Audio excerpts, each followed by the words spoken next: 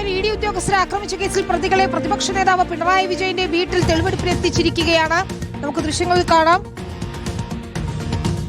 MG പ്രതീഷാണ് ചേരുന്നത് തത്സമയ ദൃശ്യങ്ങളുമായി. അവിടെ നിന്ന് പ്രതീഷ്, ഏതൊക്കെ പ്രതികളെയാണ് ഇപ്പോൾ എത്തിച്ചിരിക്കുന്നത്?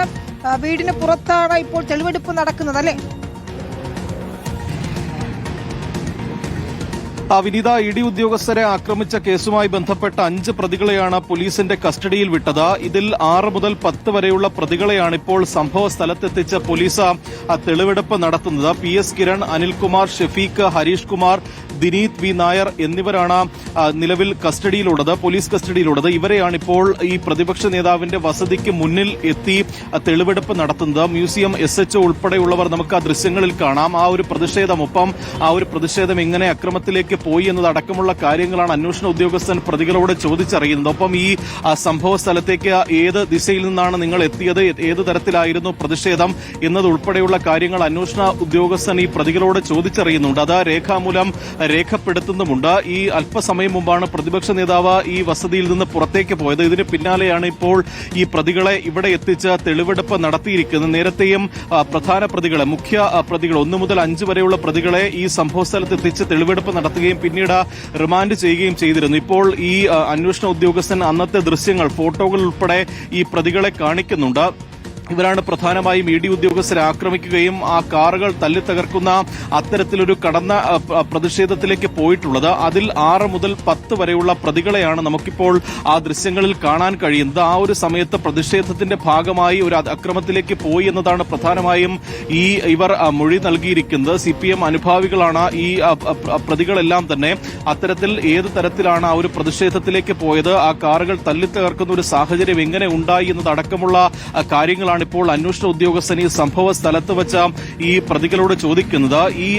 ഈ തൊട്ടിപ്പുറത്ത് ഈ ദൃശ്യങ്ങളിൽ കാണുന്ന പ്രതിപക്ഷ നേതാവിന്റെ വീട്ടിൽ നിന്ന് ഈ റെയ്ഡ് പൂർത്തിയാക്കി ഇ ഡി ഉദ്യോഗസ്ഥർ പുറത്തേക്ക് ഇറങ്ങുന്ന ഘട്ടത്തിൽ ഇവർ നിൽക്കുന്ന ഇവിടം മുതലാണ് വലിയ പ്രതിഷേധം തുടങ്ങുന്നത്. ആ ഒരു പ്രതിഷേധം ഇവിടെ നിന്ന് ഏകദേശം ഒരു 500 മീറ്ററോളം നീണ്ടു. ആദ്യം പുറത്തിറങ്ങിയ കാറാണ് ആദ്യം ആക്രമിച്ചത്. പിന്നീട് തുടർച്ചയായി അതിന് പുറകിലുണ്ടായിരുന്ന കാറിനും ഒപ്പം ഇ ഡി ഉദ്യോഗസ്ഥരെയും ഇവർ ആക്രമിക്കുകയായിരുന്നു. ചുടുകട്ട ഉപയോഗിച്ച് കാറിന്റെ ഗ്ലാസ് തകർക്കുകയും ഇവരെ അത്തരത്തിൽ ഒരു വധശ്രമം ഉൾപ്പെടെയുള്ള ഗുരുതരമായ കുറ്റങ്ങൾ ഉൾപ്പെടെ ചുമത്തിക്കൊണ്ടാണ് ഇത്തരത്തിൽ പോലീസ് അന്വേഷണം പുരോഗമിക്കുന്നത്. അത്തരത്തിലുള്ള ഗുരുതരമായ വകുപ്പുകൾ ഉൾപ്പെടെ ഈ നിലവിൽ ഇവർക്കെതിരെ ചുമത്തിയിട്ടുണ്ട്. അതുകൊണ്ടാണ് കൃത്യമായൊരു പരിശോധന പോലീസ് കസ്റ്റഡിയിൽ എടുത്ത ശേഷം ഇപ്പോൾ നടത്തുന്നത്. അതിന്റെ ഭാഗമായാണ് ഇപ്പോൾ തെളിവെടുപ്പ് ഇപ്പോൾ പ്രതിപക്ഷ നേതാവിന്റെ വീടിന് മുന്നിൽ പുരോഗമിക്കുന്നത്. നാളെ വൈകിട്ടാണ് ഇവരുടെ കസ്റ്റഡി കാലാവധി അവസാനിക്കുന്നത്. അതിന് മുന്നോടിയായിട്ട് തന്നെ തെളിവെടുപ്പ് പൂർത്തിയാക്കേണ്ടതുണ്ട്. അതിനാണ് ഇപ്പോൾ എത്തിച്ചത്. ഇപ്പോൾ തെളിവെടുപ്പ് പൂർത്തിയാക്കി ഈ പ്രതികളുമായി പോലീസ് ഇവിടെ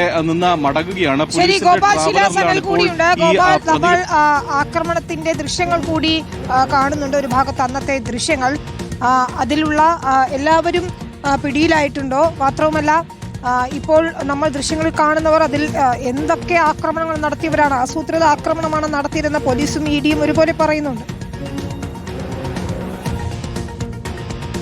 അതെ വിനീത, ഇപ്പോൾ ഈ ആക്രമണത്തിൽ നേരിട്ട് പങ്കെടുത്ത പ്രതികളാണ് ഇപ്പോൾ 2ാം ഘട്ട തെളിവെടുപ്പിന് ഇവിടെ കൊണ്ടുവന്നിരിക്കുന്നത്. നേരത്തെ പ്രതി സൂചിപ്പിച്ചതുപോലെ തന്നെ ഇ ഡി ഉദ്യോഗസ്ഥർ സഞ്ചരിച്ച കാറിനെ ആക്രമിച്ചവരും അതിന്റെ ഗ്ലാസുകൾ തല്ലിത്തകർത്തവരും ഇ ഡി ഉദ്യോഗസ്ഥരെ വകവരുത്താൻ ശ്രമിച്ചു എന്ന തരത്തിലേക്ക് കുറ്റാരോപണം നേരിടുന്നതുമായിട്ടുള്ള കേസിലെ 6 മുതൽ 10 വരെ പ്രതികളാണ് ഇപ്പോൾ ഇന്ന് ഇവിടെ കൊണ്ടുവന്നിരിക്കുന്നത്. അല്പനേരം മുൻപാണ് തിരുവനന്തപുരം ജുഡീഷ്യൽ മജിസ്ട്രേറ്റ് കോടതി ഇവർക്ക് കസ്റ്റഡി അപേക്ഷ, പോലീസിന്റെ കസ്റ്റഡി അപേക്ഷ അനുവദിച്ചതും നാളെ വൈകുന്നേരം വരെ കസ്റ്റഡി കാലാവധി നൽകിയതും. അതിന്റെ ഭാഗമായി തന്നെ ഒട്ടും സമയം വൈകിപ്പിക്കാതെ നേരെ പ്രതികളെ ഇങ്ങോട്ടേക്ക് കൊണ്ടുവരികയായിരുന്നു. നമ്മൾ ദൃശ്യങ്ങളിൽ കണ്ടു ഇവരോട് ഏത് ദിശയിൽ നിന്നാണ് നിങ്ങൾ വന്നത്, എവിടെ നിന്നാണ് ഈ ആക്രമണത്തിൽ പങ്കെടുത്തത്, നിങ്ങളുടെ മറ്റേതെങ്കിലും തരത്തിലേക്കുള്ള ആയുധങ്ങൾ ഇതുമായി ബന്ധപ്പെട്ട് ഉപയോഗിച്ചിട്ടുണ്ടോ, ഈ ചുടുകട്ടയൊക്കെ ഈ കാറിന് നേരെ എറിയുന്നത് ദൃശ്യങ്ങൾ കൃത്യമായി കാണാവുന്നതാണ്. ആ ചുടുകട്ട എറിഞ്ഞവർ ഈ കൂട്ടത്തിലുണ്ടോ എന്നതടക്കമുള്ള കാര്യങ്ങൾ ഇവിടെ നിന്ന് വളരെ ചുരുങ്ങിയ നിമിഷം, ഒരു പരമാവധി ഏറിപ്പോയാൽ 5 മിനിറ്റ് മാത്രം നീണ്ടു നിൽക്കുന്ന തെളിവെടുപ്പായിരുന്നു ഇവിടെ നടന്നത്.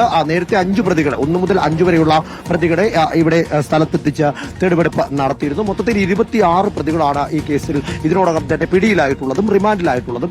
ഇത്തരത്തിൽ സമാനമായ രീതിയിൽ തന്നെ 16 പ്രതികളെയാണ് സംഭവ സ്ഥലത്തെത്തിച്ച് തെളിവെടുപ്പ് നടത്താനായി ബാക്കിയുള്ളത്. നേരത്തെ തന്നെ സൂചിപ്പിച്ചതുപോലെ ഗൂഢാലോചന നടന്നു, ആസൂത്രിതമായിട്ടുള്ള വലിയ തരത്തിൽ ആസൂത്രിതമായിട്ടുള്ള ഇടപെടൽ ഉണ്ടായി എന്നതടക്കമുള്ള ആരോപണങ്ങളാണ് കുറ്റപത്രവുമായി ശരി, ഏതായാലും പ്രതികളുമായി പ്രതിപക്ഷ നേതാവ് പിണറായി വിജയന്റെ വീടിന് മുന്നിലെത്തിക്കൊണ്ട് തെളിവെടുപ്പ് നടത്തി ഇ ഡി സംഘത്തെ ആക്രമിച്ച കേസിൽ പോലീസ് തെളിവെടുത്ത് ഇപ്പോൾ അവരെ സുരക്ഷിതമായി തിരിച്ചു കൊണ്ടുപോവുകയാണ്. ഗോപാൽ പറഞ്ഞതുപോലെ, ഒപ്പം പ്രതീക്ഷും ചൂണ്ടിക്കാണിച്ചതുപോലെ എവിടെ നിന്നാണ് എത്തിയത്, ഏത് ദിശയിൽ നിന്ന് വന്നു, എങ്ങനെയാണ് ഈ ആയുധങ്ങൾ കിട്ടിയത് എന്നതുൾപ്പെടെയുള്ള കാര്യങ്ങൾ ചോദിച്ചറിഞ്ഞിട്ടുണ്ട്. കസ്റ്റഡി കാലാവധി തീരുമ്പോൾ അവർ വീണ്ടും കോടതിയിൽ ഹാജരാക്കുകയും ചെയ്യും. എം ജി പ്രതീഷും ഗോപാൽ ശീലാസന്റെ വിശദാംശങ്ങൾ നൽകിയത്.